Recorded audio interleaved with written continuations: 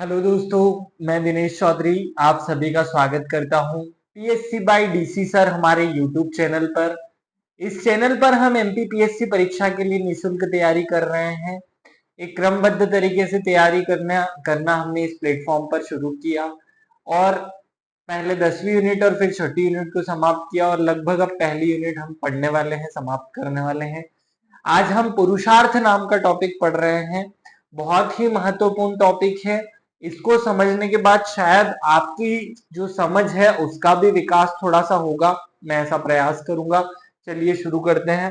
सबसे पहले मेरे आराध्य श्री गणेश भगवान का नाम लेकर श्री गणेशाय नमः बोलते हुए और मेरे शिक्षक श्री सुरेश पटेल सर को याद करते हुए आगे बढ़ते हैं। आप सब लोगों को सिलेबस बहुत अच्छे से याद है। यहाँ सिलेबस में पुरुषार्थ नाम का जो टॉपिक दिया हुआ है इस पर आज हम फोकस करने वाले हैं। चलिए समझते हैं कि पुरुषार्थ है क्या और पुरुषार्थ जो है इसका वास्तविक अर्थ क्या है, पुरुषार्थ शब्द का अर्थ क्या है। देखिए, जो पुरुषार्थ शब्द बना हुआ है ये दो शब्दों पुरुष और अर्थ से बना हुआ है और यहाँ मैं आपको दो तरीके से इस बात का अर्थ समझाने वाला हूं। पहले हम पुरुष शब्द पे कॉन्सेंट्रेट करते हुए पुरुष को समझ लेते हैं, पुरुष क्या होता है। ये जो पुरुष शब्द लिखा हुआ है, या इसे मैं ह्यूमन लिख दूं या इसे मैं मानव लिख दूं, एक ही बात है। हिंदू धर्म में या पुरुष शब्द स्त्री पुरुष के लिए यूज नहीं हुआ है। यहाँ पुरुष शब्द का अर्थ स्त्री भी है और पुरुष भी है। तो ये जो पुरुष शब्द है ये इसका अर्थ मानव हो रहा है। विज्ञान की भाषा में मानव कह दीजिए, हिंदू धर्म की भाषा में इसे पुरुष कह दीजिए। तो ये जो पुरुष हमें दिखाई दे रहा है, मैं हूं, आप है, इस दुनिया का कोई भी मनुष्य जिसे हम पुरुष कह रहे हैं, ये पुरुष क्या है। ये पुरुष जो है या किसी भी पुरुष का निर्माण चार प्रमुख तत्वों से होता है।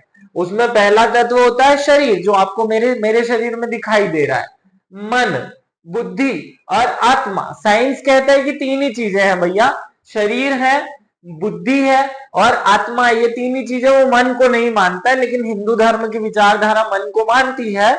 इसको ऐसे समझ सकते हैं कि एक महिला है, वो दिन भर से भूखी हुई है और उसे एक पार्ले जी का बिस्किट जो है वो भिक्षा में मिल जाता है, वो उसे ना खाते हुए अपने भूखे बच्चे को खिलाती है। ये जो पॉइंट है ये उसका मन है, ये बुद्धि नहीं हो सकती, क्योंकि बुद्धि तो कहती है कि भैया शरीर को जिंदा रखना है तो आपको मनुष्य के शरीर को जिंदा रखने के लिए भोजन देना पड़ेगा, तो वो खुद खा जाए, वो बुद्धि है। तो वो बुद्धि नहीं है, वो मन है, मन की बात की जा रही है। तो मानव का जो शरीर है या जो मानव आपको दिखाई दे रहा है, ये चार चीजों से मिलकर बनता है, चार तत्वों से मिलकर बनता है। किसी भी पुरुष का निर्माण चार प्रमुख तत्वों से होता है, शरीर, मन, बुद्धि और आत्मा। इस पुरुषार्थ में ये जो पुरुष शब्द है इसकी बात हम कर रहे हैं। इन चारों से मिलकर जो कुछ भी बनता है उसे हिंदू जो विचारधारा है उसके अनुसार पुरुष कहा जाता है, मानव कहा जाता है। एवं किसी भी पुरुष के द्वारा इन चारों चीजों की, शरीर को संतुष्ट करना है, मन को संतुष्ट करना है, बुद्धि को संतुष्ट करना है, तब जाके आप चौथे पिल्लर आत्मा को संतुष्ट कर पाओगे और आत्मा को संतुष्ट करने पर आपको मोक्ष की प्राप्ति मिलेगी।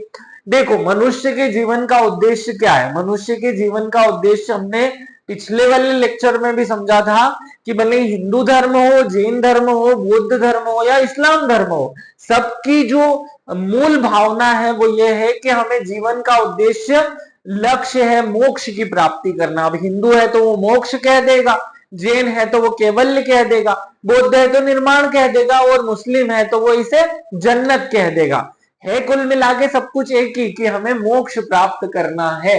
तो धर्म की जो विचारधारा मोक्ष प्राप्त करने की है, तो मोक्ष पर तो तब पहुंचेंगे ना जब आप पहले की स्टेप्स को पार करोगे। जब आप शरीर को सेटिस्फाई करोगे तो मन जागृत होगा, मन को सेटिस्फाई करोगे तो बुद्धि को जागृत सेटिस्फाई करना पड़ेगा और जब बुद्धि सेटिस्फाई होगी तब आत्मा पे पहुंचेंगे। आत्मा को सेटिस्फाई करने के लिए आपको मोक्ष चाहिए। तो इन चारों को सेटिस्फाई करने के लिए हमने कुछ कुछ चाहिए होता है। शरीर को सेटिस्फाई होता है वो धन से, इसे बहुत पैसा चाहिए। मन सेटिस्फाई होता है काम से, मन माने इच्छा से, कुछ खाने की इच्छा हो वो भी इच्छा है, किसी चीज को प्राप्त करने की इच्छा हो वो भी इच्छा है, और सेक्स हो गया या जो भी हमारे मन को चाहिए ना, स्वाद भी चाहिए, सुगंध भी चाहिए, और वो सब जो है वो मन की इच्छा है, तो मन को सेटिस्फाई करने के लिए काम चाहिए। बुद्धि को सेटिस्फाई किया जा सकता है धर्म से, और आत्मा को सेटिस्फाई किया जा सकता है मोक्ष से। तो मानव का जो शरीर है, ये मानव जो है वो चार चीजों से अगर मिल करके बना है, इन चारों को सेटिस्फाई कर देने, चारों को पूर्ण कर देने, सेटिस्फाई शब्द इंग्लिश है, मैं संतुष्ट बोल देता हूं, हिंदी शब्द है संतुष्ट। इन चारों को संतुष्ट करने के लिए जो चार चीजें बनाई गई हैं, धर्म अर्थ काम मोक्ष, यही हमारे हिंदू धर्म के क्या है, पुरुषार्थ है। शायद आपको थोड़ा थोड़ा क्लियर हो रहा होगा। कुछ लोग तो क्या कसम खा के बैठे ना कि आध्यात्मिक बातें से नहीं समझेंगे, तो उनके लिए साइंटिफिक भी समझाऊंगा। लेकिन जिन लोगों ने अपना दिमाग खोल रखा है, जो बायस्ड नहीं है, उनको बताया जा रहा है कि भैया पुरुषार्थ शब्द जो है वो पुरुष और अर्थ इन दो शब्दों से मिलकर बना है। इसमें जो पुरुष शब्द है वो होता है, पुरुष का अर्थ हुआ मानव, साइंस की भाषा में मानव या स्त्री और पुरुष दोनों है उसमें शामिल। तो मानव जो है चार चीजों से मिलकर बना हुआ है, शरीर से, मन से, बुद्धि से और आत्मा से। मतलब ये जो है इसका निर्माण चार तत्वों से हुआ, शरीर मन बुद्धि और आत्मा, और इनको संतुष्ट करके ही हमारा जीवन समाप्त हो सकता है। हम इस बंधन से, जन्म मरण के बंधन से मुक्त हो सकते हैं, उसे ही मोक्ष कहेंगे। मोक्ष शब्द का एक अर्थ में परिभाषा क्या होगा, जन्म मरण के बंधन से मुक्त हो जाना। तो कब होगा मनुष्य का शरीर, जब हम इन चारों को संतुष्ट कर देंगे, पूर्ण कर लेंगे, सेटिस्फाई कर लेंगे। तो शरीर को संतुष्ट करने के लिए चाहिए धन, मन को संतुष्ट करने के लिए चाहिए काम, बुद्धि को संतुष्ट करने के लिए चाहिए धर्म, और आत्मा को संतुष्ट करने के लिए चाहिए मोक्ष। और मोक्ष प्राप्त हो गया तो कहानी खत्म। और ये चार ही हिंदू धर्म में क्या बनाए गए हैं, पुरुषार्थ बनाए गए हैं। तो पुरुष के लिए चाहिए पुरुषार्थ, ये आपको शायद क्लियर होगा। और जिनको नहीं क्लियर है वो अब दूसरे तरीके से चलिए समझते हैं इस पॉइंट को। पुरुषार्थ शब्द संस्कृत भाषा के दो अलग अलग शब्दों पुरुष और अर्थ से मिलकर के बना है। यहाँ पुरुष का अर्थ होता है मानव, जो कि विवेकशील प्राणी है। क्या है, विवेकशील प्राणी। यहाँ पुरुष का अर्थ हुआ विवेकशील प्राणी, और अर्थ का अर्थ हुआ लक्ष्य। तो विवेकशील प्राणी के लिए जो लक्ष्य है, जो लक्ष्य बनाए गए हैं वही क्या है, पुरुषार्थ। अर्थात पुरुषार्थ की एक लाइन में डेफिनेशन क्या होगी, विवेकशील प्राणी के लिए बनाए गए मानव धर्म या मानवीय लक्ष्य ही क्या है, पुरुषार्थ है। शाब्दिक अर्थ में समझें, अतः पुरुषार्थ का अर्थ हुआ विवेकशील प्राणी का लक्ष्य, अर्थात विवेकशील प्राणी को जो प्राप्त करना चाहिए वही क्या है, पुरुषार्थ है। बहुत अच्छे से आपको क्लियर रहा होगा। आगे बढ़ते हैं, इसी पॉइंट को अलग अलग और शब्दों में समझने की कोशिश करते हैं। संस्कृत भाषा के अनुसार पुरुषार्थ पुरुष धैर्यते शब्द से बना है। किससे बना है, पुरुष धैर्यते शब्द से बना है। अर्थात अपने लक्ष्य को प्राप्त करना, यानी मोक्ष को प्राप्त करना। अब लक्ष्य क्या है, मनुष्य जीवन का मोक्ष। भाई किसी मनुष्य का ये लक्ष्य थोड़ी कि एक उसके घर हो, ये तो शरीर का लक्ष्य है। उसका ये लक्ष्य थोड़ी कि उसकी किसी सुंदर लड़की से शादी हो जाए, ये तो मन का लक्ष्य है। किसी उसकी ये इच्छा थोड़ी है कि उसको एक कार मिल जाए, ये तो हम, क्योंकि इच्छाएं है ना, मन में इच्छाएं होती है तो मन है, वो तो मन का लक्ष्य है। मन में इच्छाएं कहाँ होती है, मन में। बुद्धि का क्या लक्ष्य है कि वो परे हो इन सब चीजों से, और आत्मा का लक्ष्य है कि वो ईश्वर को प्राप्त कर ले, मोक्ष। तो ये चारों से मिलकर क्योंकि शरीर बना है, मानव बना है, तो अपने लक्ष्यों को प्राप्त करना अर्थात मोक्ष को प्राप्त करना ही संस्कृत भाषा में पुरुष धैर्य का अर्थ है। जीवन का अंतिम लक्ष्य मोक्ष है। इस प्रकार पुरुषार्थ का अर्थ हुआ वह उद्योग से लगाया जाता है, अर्थात एक विशेष दिशा में किया गया उद्योग मोक्ष प्राप्त के लिए किया जाए, वही पुरुषार्थ है। अब यहाँ कहा जा रहा है कि पुरुषार्थ शब्द का अर्थ होता है प्रयास। वहां प्रयास जो कि मोक्ष प्राप्ति के लिए किया जाए वही क्या है, पुरुषार्थ है। ये समझ नहीं आया होगा तो एक समाजशास्त्री डॉक्टर गोपाल, उनके अनुसार परिभाषा सुनो, फिर समझने की कोशिश करते हैं। डॉक्टर गोपाल के अनुसार मानव जीवन के विभिन्न क्षेत्रों की सभी आवश्यकताओं, इच्छाओं, लक्ष्यों और उद्देश्यों, चार चीजें बता दी उन्होंने कि मानव जीवन की जो चीजें हैं वो क्या है, या तो आवश्यकताएं हैं, या वो इच्छाएं हैं, या वो लक्ष्य है, या उद्देश्य है। इन चारों को भारतीय विचारधारा ने चार भागों, प्रमुख भागों में विभक्त किया है। या प्रमुख 4 भागों में विभक्त किया है। वो धर्म हो सकता है, अर्थ हो सकता है, काम हो सकता है और मोक्ष होता है। जीवन के 4 उद्देश्य ही 4 पुरुषार्थ हैं। कितनी अच्छी परिभाषा है, बहुत अच्छे से याद कर लेना। अगले एक व्यक्ति हैं समाजशास्त्री एस.सी. दुबे, वो क्या कहते हैं, पुरुषार्थ उस सार्थक जीवन शक्ति का द्योतक है। क्या है पुरुषार्थ? पुरुषार्थ उस सार्थक जीवन शक्ति का द्योतक है जो व्यक्ति को सांसारिक सुख भोग के बीच में धर्म पालन के माध्यम से ईश्वर की प्राप्ति अर्थात मोक्ष की राह दिखाता है। देखो, यूरोपियन विचारधारा कहती है कि आप केवल शरीर को सेटिस्फाई कर लो, इज सफिशिएंट, इज इनफ। लेकिन भारतीय विचारधारा थोड़ा ऊपर का सोचती है। हम केवल शरीर तक नहीं सोचते, हम सोचते हैं कि भैया ये जो मनुष्य है जो दिख रहा है, क्योंकि देखो मनुष्य में 4 चीजें हैं ना, हमें पता है कि मनुष्य में ये 4 चीजें हैं। कौन कौन सी 4 चीजें? शरीर है उसमें, बुद्धि मन है उसमें, आत्मा है और बुद्धि है। कैसे पता चलेगा कि उसमें ये चीजें हैं? देखो ये जो मेरा दिख रहा है ना शरीर, ये जो हाथ दिख रहा है, चमड़ी दिख रही है, हड्डी दिख रही है, क्या शरीर है। इसमें मन है। देखो जब भी मैं किसी भूखे को देखूंगा तो मेरा अंदर से थोड़ा सा मन विचलित हो जाता है, तो वो जो विचलित हो रहा है ना शरीर के अंदर, वो मन है। इसको दूसरे तरीके से समझो कि हमारे शरीर में मन है कि नहीं। देखो बुद्धि और मन में डिफरेंस समझना है, थोड़ा सा समझना पड़ेगा। हमारे शरीर में जो कैलकुलेटिव माइंड है ना, जो 2+2 को जोड़ देता है, जो किसी लंबाई को नाप लेता है, ये जो हमारे शरीर का हिस्सा है ना, जो लंबाई नापता है, जो चौड़ाई देख लेता है, जो ऊंचाई नाप लेता है, जो कैलकुलेशन का काम करता है हमारे शरीर में, जैसे कंप्यूटर में ALU यूनिट होता है, अर्थमेटिकल लॉजिकल यूनिट, हमारे शरीर में जो वो ALU है ना, वो बुद्धि है। लेकिन हमारे शरीर में एक और चीज है उसके अलावा, वो कंप्यूटर के पास नहीं होती, वो मन है। जैसे मन क्या होता है भैया, जैसे मेरे मन में विचार आया कि नहीं यार, बहुत सारे बच्चे ऐसे हैं जिनको मेरी जरूरत है, जिनको मेरे पढ़ाने से शायद वो पास हो जाएंगे, तो ये मेरे अंदर का मन था। क्योंकि बुद्धि तो कहती कि पैसा कमा, शरीर कहता कि पैसा चाहिए, लेकिन मन ने क्या कहा कि नहीं, मुझे कुछ अच्छा करना चाहिए, मुझे सेवा करनी चाहिए, मुझे अंदर सेवा का ये जो भाव आया, ये कहां से आया? मन से। तो इससे सिद्ध होता है कि मेरे शरीर में मन भी है। फिर मैं आपके सामने ये जो स्लाइड बना रहा हूं, ये मेरे बुद्धि से बन रही है, ये बुद्धि से हो रहा है ये सब काम। मैं ये जो समझा पा रहा हूं आपको, ये बुद्धि कर रही है, मन नहीं कर रहा है, ये बुद्धि के काम है। तो ये बुद्धि हो गई, तो मेरे अंदर बुद्धि भी है।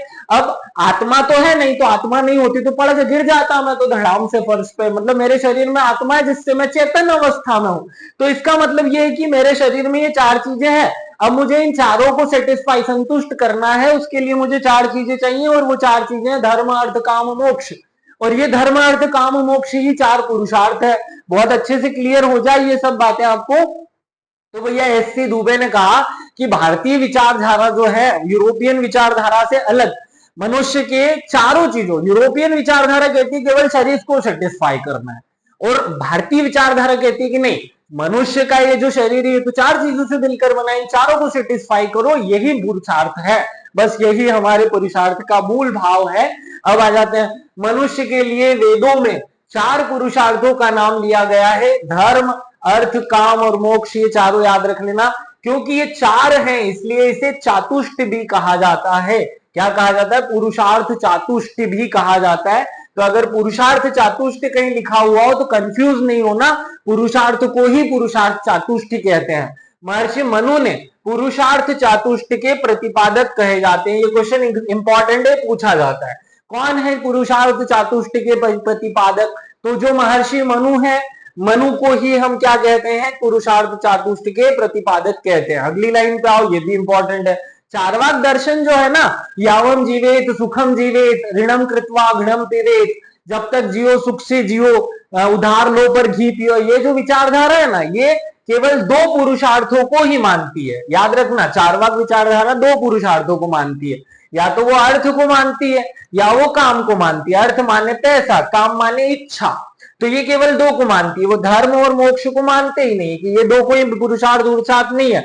आप तो यही जन्म की बात करो, क्योंकि मुझे तो शरीर पता है, शरीर के अलावा मुझे कुछ नहीं दिखता, वो ऐसा कहते हैं। अलग बात है, जब मैं आपको इथिक्स पढ़ाऊंगा तो ये बात बहुत अच्छे से समझाऊंगा, लेकिन अभी इतना समझ लो। चलो आगे बढ़ते हैं। अब हम पढ़ते हैं इसके बारे में कुछ फैक्चुअल बातें, क्योंकि फैक्चुअल बातें ही तो जरूरी है, वो इंपॉर्टेंट है, परीक्षा में तो वही आनी है। ये तो मैं जो समझा रहा हूँ, ये तो आपके दिमाग की अंडरस्टैंडिंग को बढ़ाने के लिए है। महर्षि वात्स्यायन भी मनु के पुरुषार्थ चातुष्ट का समर्थन करते हैं, किंतु वह मोक्ष और परलोक की अपेक्षा धर्म अर्थ काम पर आधारित सांसारिक जीवन को सर्वोपरि मानते हैं। अब ये क्वेश्चन कैसे बनेगा, किसने सांसारिक जीवन को सर्वोपरि माना, किसने चार पुरुषार्थों में सांसारिक जीवन को सर्वोपरि माना, महर्षि वात्स्यायन ने माना, ये याद रख लेना। योग वशिष्ठी के अनुसार सज्जनों और शास्त्रों के उपदेशों का उपदेश अनुसार चित्त का विचरण ही पुरुषार्थ है। तो ये कोई काम की बात नहीं है, याद रख सको तो याद रख लो। पुरुषार्थ एक तो सांसारिक परलौकिक, सांसारिक और पारलौकिक। पारलौकिक माने संसार से परे लक्ष्य और कर्तव्य है, तथा दूसरी ओर इसमें नैतिकता, आर्थिक, मनोवैज्ञानिक और आध्यात्मिक मूल्यों का संतुलन है। कहा यह जा रहा है कि आध्यात्मिक और भौतिक दोनों पक्षों का समावेश है। एक शब्द में कह दूं तो पुरुषार्थ के अंतर्गत मनुष्य भौतिक सुखों का उपभोग करता है, क्योंकि भैया काम भी है और अर्थ भी है, तो इन दोनों के कारण वो क्या करता है, भौतिक सुखों का उपभोग करता है, किंतु वो समान रूप से क्या करता है, मोक्ष की प्राप्ति के लिए धर्म का भी पालन करता है और मोक्ष की राह पर भी चलता है, ईश्वर की भी आराधना करता है। तो ये एक संतुलित विचारधारा का समर्थन करती है। आगे बढ़ते हैं। धर्म, अर्थ, काम, ये तीनों पुरुषार्थ को अच्छी तरह से पालन करके ही हम मोक्ष की प्राप्ति कर सकते हैं। जो आदमी धर्म का पालन नहीं करता उसे मोक्ष नहीं मिलता। जो पैसे नहीं कमाता वो कैसे ही भगवान की पूजा करेगा, कैसे ही लोगों की सेवा करेगा, कैसे ही लोगों तक पहुंच पाएगा, कैसे ही अपने उद्देश्यों को पूरा करेगा, क्योंकि वो शरीर का ही ध्यान नहीं रख पाएगा, तो मोक्ष कहां से मिलेगा। और जो काम की पूर्ति नहीं करता वो भी क्या नहीं कर पाएगा, मोक्ष की प्राप्ति। तो तीनों पुरुषार्थों की को अच्छी तरह से पालन करने पर ही चौथा पुरुषार्थ मोक्ष प्राप्त होता है। अब यहां ध्यान से सुनना, फैक्चुअल बातें बता रहा हूं। धर्म, अर्थ, काम, पुरुषार्थ चातुष्ट में त्रिवर्ग के नाम से जाने जाते हैं। अब याद रखना, पुरुषार्थ तो चातुष्ट है, लेकिन उसमें त्रिवर्ग के नाम से तीन पुरुषार्थों को एक जोड़े में रखा गया है। कौन कौन से, धर्म, अर्थ और काम, क्योंकि इन तीनों को एक साथ मिलाकर के मोक्ष की प्राप्ति के लिए चाहिए। तीनों मोक्ष की प्राप्ति के साधन है और मोक्ष खुद एक साध्य है, इसलिए मोक्ष को चौथा पुरुषार्थ और इन तीनों को त्रिवर्ग कहा गया। क्या कहा गया, त्रिवर्ग। मोक्ष भारतीय जीवन का परम लक्ष्य है, या भारत के नहीं पूरी दुनिया का परम लक्ष्य है, वो तो यूरोपियन लोग अलग नहीं मानते हैं। चलिए आगे बढ़ते हैं। पुरुषार्थ का क्रम अनुसार वर्णन, पहला धर्म, दूसरा अर्थ, तीसरा काम और चौथा या अंतिम लक्ष्य क्या, मोक्ष। ये तो हमें याद है। अब हम एक एक पुरुषार्थ को डिटेल में समझने की कोशिश करते हैं कि धर्म क्या है, अर्थ क्या है, मोक्ष क्या है, ये सबको समझते हैं। देखो धर्म क्या है, धर्म शब्द ध्र धातु से बना है। किससे बना है, ध्र धातु से बना हुआ है, और ये ध्र धातु का अर्थ होता है धारण करना। क्या करना, धारण करना। धर्म ध्र धातु से बना है, जिसका अर्थ धारण करना। धर्म शब्द की उत्पत्ति संस्कृत भाषा के ध्र धातु से हुई है, जिसका शाब्दिक अर्थ होता है धारण करना। अब क्या धारण करना, जैसे मैंने ये टी शर्ट धारण की हुई है, जैसे मैंने गले में चेन धारण की हुई है, जैसे मैंने हाथ में ये पेन धारण किया हुआ, ऐसे ये जो मनुष्य का शरीर है ये क्या धारण करता है, ये करता है नियम। ये धारण करता है नियम या आचरण संहिता। क्या धारण करता है, आचरण धारण करता है, क्योंकि शरीर तो क्या कर रहा है, आचरण कर रहा है ना। तो मनुष्य जिन आचरण को धारण कर ले वही उसका धर्म है। जिस विचारधारा को धारण कर ले, जिस विचारधारा पर वो चले, वही क्या है, धर्म है। धर्म वह साधन है जो मनुष्य द्वारा अर्थ काम के उपभोग को मर्यादित करता है, उसे मोक्ष की ओर ले जाता है। बहुत बड़ी बात हो गई, इतनी जल्दी समझ नहीं आएगी, इस पर मत दौड़ लो। तो धर्म पे ही फोकस करो कि धर्म जो है वो क्या है, जिसको मनुष्य ने धारण किया, मतलब जिस विचारधारा को उसने धारण किया वही धर्म है। यहाँ ये कहा जा रहा है धर्म प्रजा को धारण करता है, धर्म मानव को कर्तव्य और गुणों की ओर ले जाता है। बहुत बड़ी बड़ी बातें नहीं समझ में आएगी, सरल शब्दों में बताने की कोशिश करता हूं। धर्म जो है वो हिंदू धर्म किसी अलौकिक शक्ति में विश्वास के रूप में धर्म को परिभाषित ना करते हुए, याद रखना इस दुनिया में जो धर्म माना जाता है हिंदू धर्म, उस धर्म को धर्म नहीं मानता। इस दुनिया में धर्म की परिभाषा है भगवान को पूजा करने के तरीके से। इस दुनिया में यूरोपियन विचारधारा या बाकी दुनिया की जो विचारधारा है उनके अनुसार धर्म जो है वो एक पूजा करने की पद्धति है। क्या है, पूजा करने की पद्धति। लेकिन हिंदू धर्म में धर्म जो है वो पूजा करने की पद्धति नहीं है, पूजा करने की पद्धति तो एक तरीका है, जैसे मैंने हाथ में नाड़ा बांध दिया, ये तो पूजा करने का या हमारी विचारधारा का एक हिस्सा है, ये नहीं है धर्म। वो कहता है कि जिन विचारों को आप पालन, जिन कर्तव्यों को आप पालन करते हो वही आपका धर्म है, तो वो उसके रूप में नहीं मानता। व्यक्ति के कर्तव्यों का बोध मात्र ही क्या है, कर्तव्यों का बोध मात्र ही धर्म के रूप में परिभाषित करता है। तो हिंदू धर्म में धर्म की परिभाषा कुछ अलग है भैया। हिंदू धर्म में ये कहा गया है कि आपके जो कर्तव्य है ना, आपकी जो जिम्मेदारी है ना, वही आपका धर्म है। अर्थात व्यक्ति देश काल एवं परिस्थिति के अनुसार व्यक्ति जिस कर्तव्य का पालन करता है वही उसका धर्म हो जाता है। कर्तव्य के पालन की अपेक्षा की जाती है, उसे ही उसका धर्म कहा जाता है। अब यहाँ एक व्यक्ति है समाजशास्त्री पीवी काणे, नाम क्या है, पीवी काणे, काणा आंख से नहीं है ये, लेकिन नाम है पीवी काणे। ये धर्म का संबंध किसी ईश्वरीय मत से ना होकर आचरण संहिता से है। किससे है, आचरण संहिता से है, जो मानवीय व्यवहार को नियंत्रित करती है। बहुत बड़ी बात कह दी है इस भैया ने, बहुत इंपॉर्टेंट है। आपको ये सिखाएगी कि हिंदू धर्म इस दुनिया के बाकी लोगों से अलग कैसा है। देखो, दुनिया में धर्म की परिभाषा बोली जाती है कि मैं किसी एक भगवान को पूजूं, उसे आप पूजो, तो ये आपका धर्म और ये मेरा धर्म। हिंदू धर्म में ये नहीं है। हिंदू धर्म तो कहता है कि भैया हिंदू धर्म के अनुसार मेरा जो आचरण करने का तरीका है, मेरी जो विचारधारा है, वो मेरा धर्म है, और उसमें एक छोटा सा हिस्सा भगवान की पूजा करने का आता है। खैर अलग अलग हिंदू अलग अलग भगवान को मानते हैं, इसलिए फिर भी वो एक ही धर्म में आ जाते हैं। यही तो विशेषता है, याद रखना ये पॉइंट। अब देखो, यहां धर्म को जो बताया जा रहा है ना, उसके पहले एक पॉइंट और क्लियर कर लो। धर्म को हिंदू धर्म में 3 भागों में बांटा जाता है, कि धर्म के 3 अलग अलग पार्ट होते हैं, या धर्म के 3 अलग अलग टाइप हैं। एक होता है व्यक्तिगत धर्म, एक होता है विशिष्ट धर्म, और एक होता है आपत धर्म। ये क्या होता है, विशिष्ट धर्म, व्यक्तिगत धर्म। देखो, हर एक व्यक्ति किसी न किसी एक व्यक्तिगत स्थिति में है, या मान लीजिए कि इस दुनिया में हर एक व्यक्ति का मूल धर्म क्या है, सत्य बोलना चाहिए। हर इंसान को जो करना चाहिए वो है व्यक्तिगत धर्म। देखो, हर इंसान को सत्य बोलना चाहिए, किसी को भी चोरी नहीं करनी चाहिए, बड़ों का सम्मान करना चाहिए। ये क्या हो गई, ये बातें हो गई व्यक्तिगत धर्म।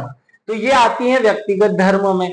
विशिष्ट धर्म, हर एक मनुष्य जो है वो किसी न किसी विशिष्ट परिस्थिति में होता है, और उस परिस्थिति के कारण उसका जो धर्म पैदा होता है, परिस्थिति के कारण उसका जो धर्म पैदा होता है वो पारिस्थितिक या विशिष्ट धर्म कहलाता है। जैसे मान लो कि कोई व्यक्ति राजा है, तो राजा होने के कारण उसका जो धर्म है वो उसका विशिष्ट धर्म है।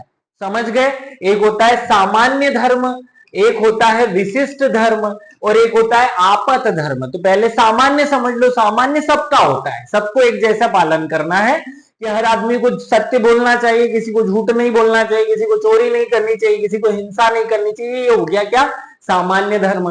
फिर एक होता है विशिष्ट धर्म, एक मनुष्य किसी विशिष्ट परिस्थिति में है, इस कारण से उसका जो कर्तव्य बनता है वही उसका विशिष्ट धर्म है। जैसे कोई पिता है, तो उसके बच्चों के प्रति उसका जो धर्म बनता है उसे उस पिता का क्या कहेंगे, विशिष्ट धर्म कहेंगे। बात समझ में आ गई होगी। तो विशिष्ट धर्म दूसरा धर्म है। और तीसरा धर्म होता है आपात धर्म।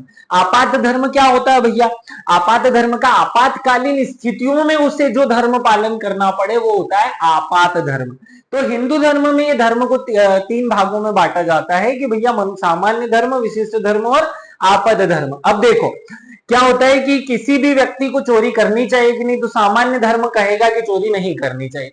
लेकिन अगर उसका बच्चा भूखा हो तो उसे चोरी करके अपने बच्चे का पेट भर लेना चाहिए क्या, नहीं। विशिष्ट धर्म का पालन करने के लिए सामान्य धर्म का उल्लंघन नहीं करना चाहिए। आपात धर्म क्या कहता है, तो सामान्य धर्म तो कहता था कि हिंसा नहीं करनी चाहिए, लेकिन मान लो कि आपके गांव में आतंकवादी घुस गए हैं और उन्होंने सबको मार दिया है, अब आप ही बचे हो, अब आपको हथियार उठाकर उसको मार देना चाहिए कि नहीं। तो आपात धर्म कहता है कि मानव जीवन की रक्षा के लिए जो कुछ करना पड़े वही मनुष्य का धर्म है, ये आपात धर्म है। इन तीनों से मिलकर के बनता है आपात धर्म। आपको ये पॉइंट बहुत अच्छे से याद रखना है और यही पर इंटरव्यू में हमको फंसाया जाता है। कभी विशेष रूप से टाइम रहेगा तो आपको डिटेल में बातें समझाऊंगा। जैसे इंटरव्यू में अलग अलग प्रकार के क्वेश्चन वो यहीं से बनते हैं। अभी यहां पर ज्यादा फोकस नहीं करता हूं, मूल पॉइंट पे आ जाते हैं। मूल पॉइंट पे क्या है? धर्म व्यक्ति की विविध रुचियों, इच्छाओं, आकांक्षाओं, आवश्यकताओं आदि के बीच संतुलन स्थापित करता है। क्या करता है धर्म भैया? धर्म मनुष्य की रुचि, उसकी इच्छा और उसकी आकांक्षाओं के बीच क्या करता है? संतुलन स्थापित करता है। सदाचार ही विशिष्ट धर्म है। अब ये कौन कहता है कि सदाचार ही विशिष्ट धर्म है? तो याद रखना, मनुस्मृति में सदाचार को धर्म कहा। मनुस्मृति में 4 चीजों को धर्म कहा गया है। मनुस्मृति धर्म के 4 लक्षण बताती है। पहला है वेद, दूसरा है स्मृति, तीसरा है सदाचार और चौथा है मन की प्रसन्नता।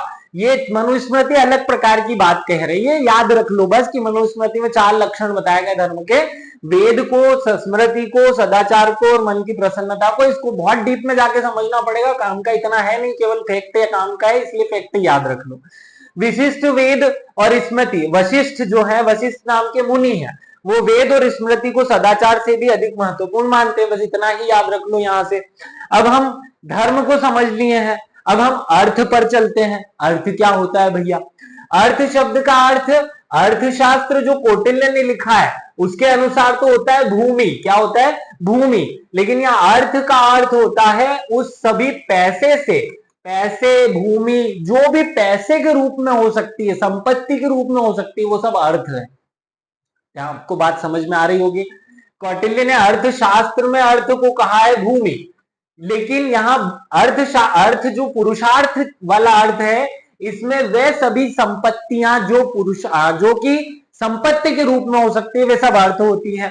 अर्थ का क्षेत्र धर्म की अपेक्षा व्यापक माना जाता है। जिस प्रकार आत्मा के लिए मोक्ष की, बुद्धि के लिए धर्म की और मन के लिए काम की आवश्यकता होती है, उसी प्रकार शरीर के लिए धन की आवश्यकता होती है। और ये धन किसी भी रूप में हो, भूमि के रूप में हो, मकान के रूप में हो, कैश के रूप में हो, वो सब अर्थ है। वो याद रखना, अर्थ की परिभाषा में इन सबको शामिल किया जाता है। चाणक्य के अनुसार अर्थ जो है वो धर्म का मूल है। ये उन्होंने एक सेंटेंस बोला है, तो याद रखना, धर्म अर्थ का मूल है। ये किसने कहा? धर्म अर्थ का, या अर्थ धर्म का मूल है, ये किसने कहा है? चाणक्य ने कहा है। अर्थ सांसारिक जीवन का मूल है, अर्थ के अभाव में जीवन व्यर्थ है। ये पॉइंट भी उन्होंने ही कहा है कि अर्थ नहीं है, पैसा नहीं है तो जीवन व्यर्थ है। ये पॉइंट भी किसने कहा? चाणक्य ने कहा, कौटिल्य ने कहा। आगे बढ़ते हैं। अर्थ का अर्जन धर्म के अनुसार ही किया जाना चाहिए। देखो, पैसा जो आप कमा रहे हो वो केवल धर्म के अनुसार कमाना चाहिए, क्योंकि बिना धर्म के कमाया गया पैसा व्यर्थ माना जाता है हिंदू विचारधारा के अनुसार। तो धर्म के अनुसार ही करना चाहिए और उसका उपयोग भी सही कार्य में किया जाना चाहिए। जीवन व्यापन के लिए, जीवन व्यापन हेतु अर्थ बहुत आवश्यक होता है। परिवार के निर्वहन, सामाजिक एवं धार्मिक कार्यों को संपन्न करने के लिए अर्थ बहुत ज्यादा आवश्यक है। इसलिए 4 पुरुषार्थों में अर्थ को भी शामिल किया गया है। ये पॉइंट याद रख लेना। मनु के अनुसार अर्थ अर्थात धन संपत्ति यदि धर्मानुसार ना हो तो उसे त्याग देना चाहिए। ये कोटेशन है, वैसे काम का नहीं बहुत ज्यादा। आप तो बस ये याद रख लो कि मनु ने कहा कि धर्म के अनुसार जो पैसा ना कमाया गया हो उसे छोड़ देना चाहिए, त्याग देना चाहिए। महाभारत में सर्वोच्च धर्म अर्थ को बताया गया। ये पॉइंट बहुत इंपॉर्टेंट है। अर्थ को सर्वोच्च धर्म कहाँ माना गया है? अर्थ को सर्वोच्च धर्म महाभारत में माना गया है, क्योंकि सभी प्रकार की सांसारिक वस्तुएं, सुख सुविधाएं अर्थ पर निर्भर करती है, इसलिए अर्थ सबसे महत्वपूर्ण है। याद रखना, हिंदू धर्म में जो सांख्य दर्शन है वो मोक्ष की बात करेगा, महाभारत जो है वो अर्थ की बात करेगी। सबसे ज्यादा अर्थ महत्वपूर्ण होता है भैया, तो ये याद रख लेना कहाँ लिखा हुआ है ऐसा। अब हम तीसरे पुरुषार्थ काम की बात करते हैं। अब काम का अधिकांश लोग अर्थ समझते हैं केवल और केवल सारी इंद्रिय सुख से। नहीं भैया, वो इतना सा नहीं है। केवल वो जो सेक्स वाला, यौन इच्छाओं की पूर्ति, वो वाला काम शब्द नहीं, क्योंकि काम सूत्र भरा हुआ है ना दिमाग में। तो काम का अर्थ केवल यौन इच्छा तक सीमित नहीं है। यौन इच्छा की पूर्ति ही काम नहीं है। यहाँ काम का अर्थ है, काम का अर्थ है, क्या अर्थ है? सभी प्रकार की इच्छाओं की पूर्ति। अब वो इच्छा भले ही से क्या हो, मन की हो, सुगंध की इच्छा भी काम है, कुछ अच्छा खाने की इच्छा भी काम है, कुछ कमा लेने की इच्छा भी काम है, या यौन इच्छा भी काम है। ये सब मिलाकर के काम कहलाती है। काम से तात्पर्य भोग वासना, इंद्रिय सुख के साथ ही मनुष्य की समस्त इच्छाओं कामनाओं को मिलाकर के काम कहा जाता है पुरुषार्थ में। इस तरह पुरुषार्थ की पूर्ति से व्यक्ति शारीरिक मानसिक रूप से संतुष्ट होता है और संतान उत्पत्ति करके परिवार और समाज के विकास का में सहायक होता है। तो क्योंकि समाज के विकास के लिए काम की भी जरूरत है, क्योंकि काम नहीं होगा, यौन इच्छाओं की पूर्ति वो करेगा ही नहीं, तो समाज कैसे आगे बढ़ेगा। तो समाज को आगे बढ़ाने के लिए क्या जरूरी है, काम। इसलिए काम को भी हिंदू धर्म ने क्या गिन लिया, पुरुषार्थ। इच्छा देखो, हिंदू धर्म चाहे तो कह देता कि एक ही पुरुषार्थ है, केवल और केवल मोक्ष, सब भिड़ जाओ मोक्ष प्राप्त करने के लिए। जैसे जैन और बौद्ध धर्म में क्या किया गया, केवल और केवल निर्माण पर या केवल और केवल कौल्य पर फोकस किया गया। हिंदू धर्म ने कहा कि नहीं भाई, चारों चीजें महत्वपूर्ण है, चारों एक के बाद एक प्राप्त होनी चाहिए। सबसे पहले धर्म, धर्म के अनुसार धर्म के अनुसार काम, और धर्म के अनुसार ही अर्थ। इन दोनों को पहले प्राप्त करो और फिर जाके मिलेगा आपको मोक्ष। ये कहता है हिंदू विचारधारा। अब इनके बारे में थोड़ा फैक्ट याद रख लो। मत्स्य पुराण में धर्मानुसार काम को ही उचित माना गया है। तो ये याद रखना, किस ग्रंथ में धर्म के अनुसार काम को उचित माना गया है, मत्स्य पुराण में। महाभारत में के उद्योग पर्व में कहा गया है कि धर्महीन काम पुरुष बुद्धि को नष्ट कर देता है।